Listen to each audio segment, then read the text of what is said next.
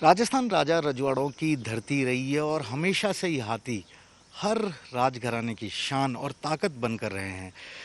ऐसे में राजा महाराजा का दौर भले ही खत्म हो गया, लेकिन आज भी यहाँ पर देश का सबसे पहला और आधुनिक व्यवस्थित हाथी गांव बनाया गया, जहाँ पर करीब 103 हाथी हैं। लॉकडाउन का पीरियड आया, सारी जगह बंद थी, दुकानें बंद थी, पर्यटकों का आना जाना बंद था।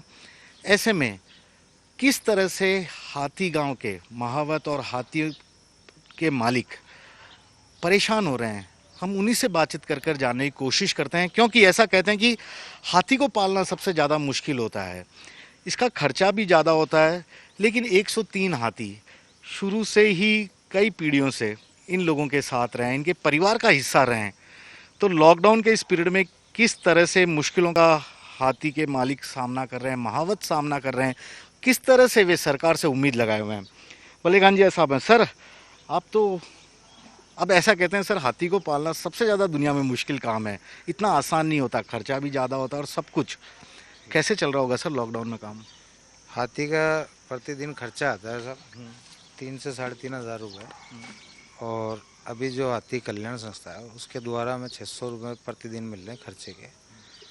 अब ये तो हमारे परिवार का हिस्सा है सर। हाथी खुद भूखे रह जाएंगे पर हाथी को भूखा नहीं रहने देंगे, क्योंकि उसकी वजह ये बेमुखा जानवर है। इंसान तो कहीं भी मांग के खा लेता है, जानवर के लिए कौन मांगेगा। तो ये तो हमारे परिवार का हिस्सा है, तो इसको कोई भी ऐसी परेशानी नहीं आने दी अभी तक लॉकडाउन से।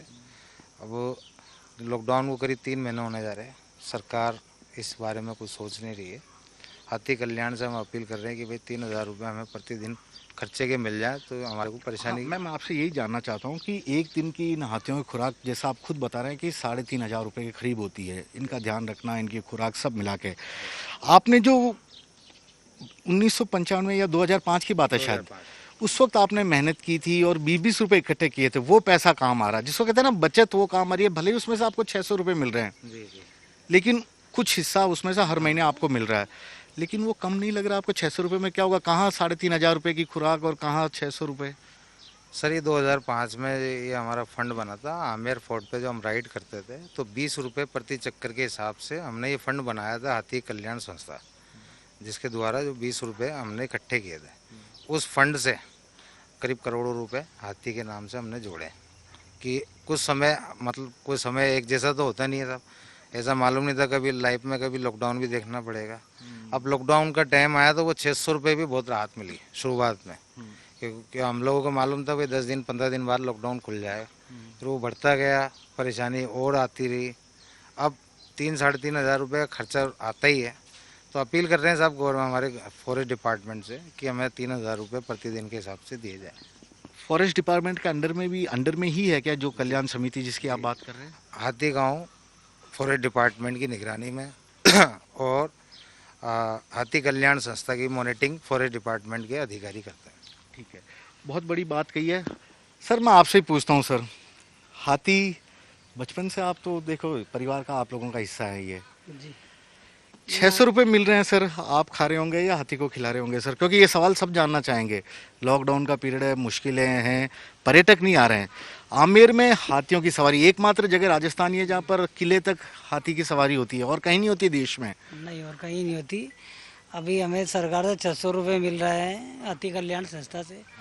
अब वो चाहे कम रहे या ज़्यादा, हमें कैसे भी करना है, इनका गुजारा करना है, क्योंकि इन्होंने हमारे परिवार को पाला है, शुरू से हमें पाला है। अब हम ऐसे विपरीत समय में इनको अकेला नहीं छोड़ सकते, तो इनका तो करना ही है। और सरकार से भी हमारी गुजारिश है कि वो हमारे पैसे बढ़ाए, 3,000 रुपये इसके करें, क्योंकि 3 से 3,500 तक इसका खर्चा आता है।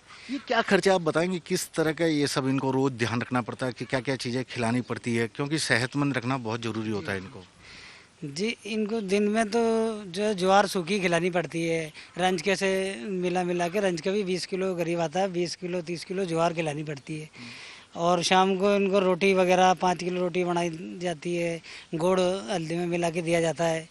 और फिर शाम को गन्ना, रात में गन्ना लगाया जाता है इनके लिए, तो गन्ना भी करीब 3 कुंटल खाते हैं हाथी। तो इसे लगभग करके 3 से 3,500 का खर्चा आता है एक हाथी का पर डे का। देखिए, जब केरल में जिस तरह की हाथी के साथ एक घटना हुई थी जिसमें मुंह में बारूद रखकर मार दिया गया था, उस घटना के बाद सोशल मीडिया पर जमकर इन हाथियों की सुरक्षा, इनके कल्याण को लेकर बात उठने लगी थी। लेकिन जयपुर के हाथी गांव के ये हाथी लॉकडाउन के इस पीरियड में सबसे ज़्यादा बेहाल है। इनके जो मालिक हैं, जो महावत हैं, वे बार बार यही मांग कर रहे हैं कि यदि इन लोगों को कुछ और सहायता मिल जाए तो निश्चित तौर पर ये जो गजराज हैं शायद राजस्थान की शान बनकर पर्यटकों को आने वाले दिनों में और बेहतर तरीके से लुभा पाएंगे। क्योंकि हाथी को यदि पूरा भोजन नहीं मिलता तो कई बार यह बिदक भी सकता है, नुकसान भी पहुंचा सकता है। लेकिन हाथी भी समझ रहे हैं अपने मालिकों की परेशानी। यही कारण है कि अब ये लोग सरकार से उम्मीद लगाए बैठे हैं कि जल्दी से जल्दी कुछ ऐसी योजना तैयार करे जिससे न केवल इन हाथियों को बल्कि जो महावत हैं, जो हाथियों के मालिक हैं, उनकी परेशानी भी अगले कुछ महीने तक दूर हो सके। क्योंकि फ़िलहाल अंतर्राष्ट्रीय फ़्लाइट बंद है। अगले 4-5 महीने तक टूरिज़्म पूरी तरह गति नहीं पकड़ सकेगा और मुश्किलें अभी आने वाले दिनों में हाथी गांव से जुड़े लोगों की बहुत ज़्यादा हैं। कैमरामैन दिनेश कुमावत के साथ श्रीवत्सन, जयपुर न्यूज़ 24।